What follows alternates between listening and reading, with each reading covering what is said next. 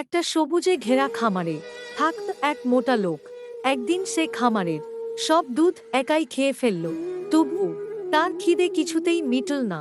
রাগে গজগজ করতে করতে সে মুরগিকে ডেকে বলল, আমার আরও খাবার চাই, এখনই আমার জন্য খাবার নিয়ে আসো। ভয়ে মুরগিটা মাঠের দিকে হেঁটে হেঁটে খাবার খুঁজতে বের হলো। অনেক দূরে গিয়ে তার দেখা হলো একটা কবুতরের সঙ্গে। মুরগি কাঁপা গলায় বলল, আমি খুব বিপদে আছি, একটু খাবার দাও। দয়ালু কবুতরটি তার হাতে তুলে দিল একটা বার্গার নিয়ে। বাড়ির পথে ফিরতে ফিরতে হঠাৎ মুরগির চোখে পড়ল একটা ঝকঝকে সোনার পাত্র। কৌতূহলে সে বার্গারটা পাত্রে রাখতেই একটা বার্গার হয়ে গেল অনেক অনেক বার্গার। খুশিতে মুরগিটা সব বার্গার নিয়ে মোটা লোকটার সামনে হাজির।